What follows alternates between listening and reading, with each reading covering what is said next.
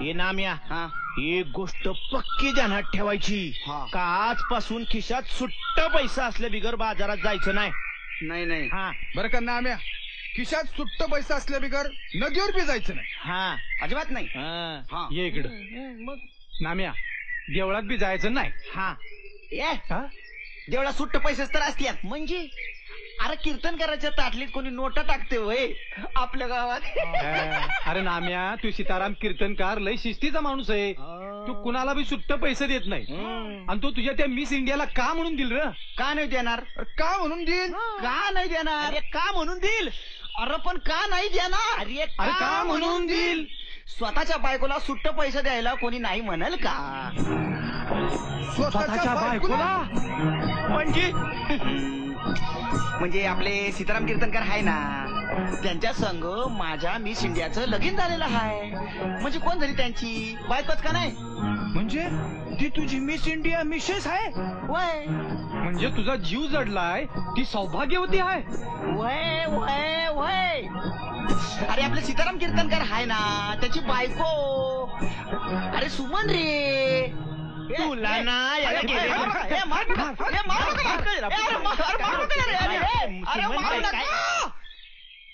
गप्पा बसा, मी चेष्टा नाही करत आहे. मग सुमनवर खरंच माझा जीव जडलाय. अरे म्हणजे तू तिचं अरे तू काही यारपटस काय? काय झालं? प्रेम करणं काय पाप आहे का? अरे नाम्या, प्रेम करणं हे पाप नाही, पर लगीन झालेल्या बाईवर प्रेम करणं हे पाप आहे. होय, बरोबर बोलतोय हा. हा टीव्ही सिरियल मध्ये तर समजा लगीन झालेल्या माणसांची लफडी दाखवत्यात. ते चालते तुम्हाला? ते चालत असल. हे का नाही चालत? का नाही चालत? कारण सांग ना सांग ना. आपण काय ऐकत बसले खोळ्याचं? अरे उचला आणि टाका पाण्यात. जाऊ दे बुडून. पाण्यात नाही पाण्यात नाही पाण्यात ठीक आहे ठीक आहे ठीक आहे. तो बैराग्याने दिलेला ताईत आपण बांधू संसार त्या भिंगरी बरोबर. नाही पाण्यात टाका पाण्यात टाका.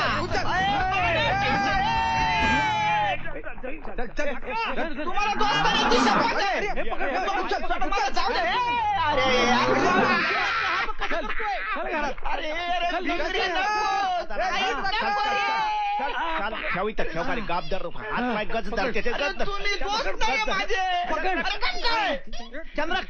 चंद्रक्का घेऊन आलं बघ ना आम्हाला. आता बांध ठेवतायत. आणि आम्ही कवा याचं जिलेबी खायला ते सांग. अरे नुसती जिलबी चांगलं थाटात लगीन करणार आहे, गाव जेवण घालणार आहे. मला नाही करायचं लगीन.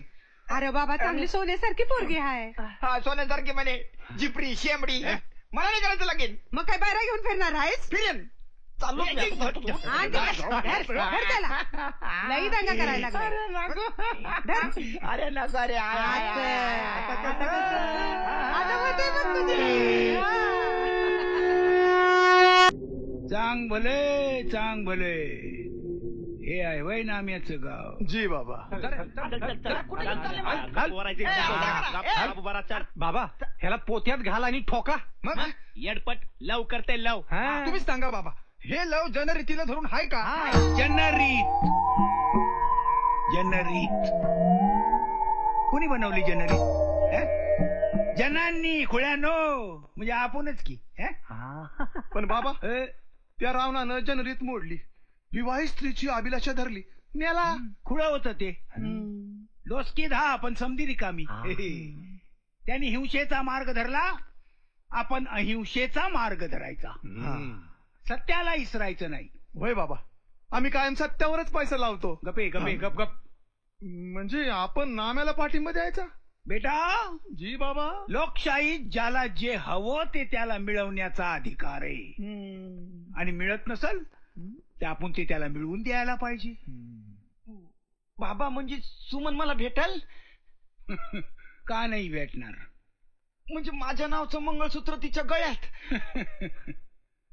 पण मग मला काय करावं लागेल? आयुष्याचं व्रत कठीण असतंय. जमल तुला?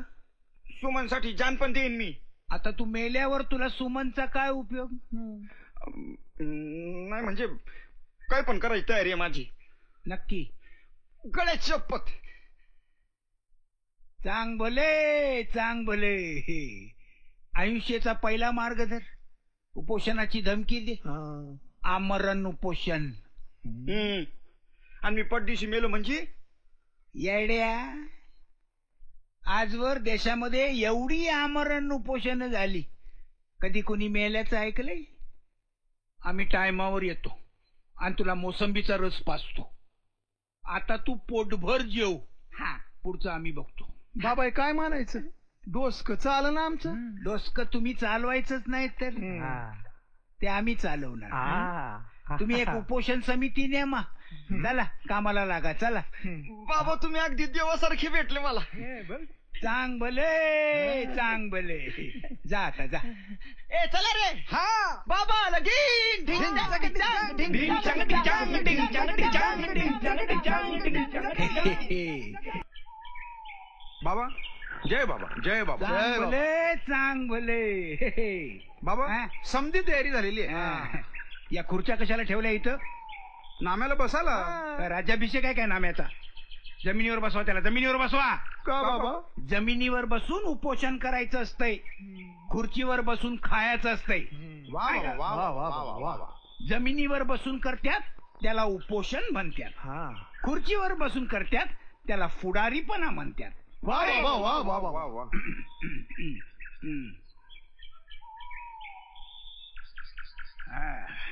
बाबा काय खायला आणायचं? काय बोलतो? आपल्या चहा बिस्कुट काहीतरी. काय नको. बघितलं काय कसं छापलंय ते? काय बाबा कुणाचं पत्र आहे? पत्र नव्हे, पत्रक आहे. तू काढलेलं. मी हा.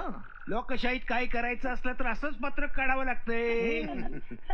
काय म्हणतोस तू? ऐक, माझ्या लोकशाही प्रेमी नागरिकांनो, माझ्या आत्म्याचा आवाज मला सांगतोय. माझा आत्मा?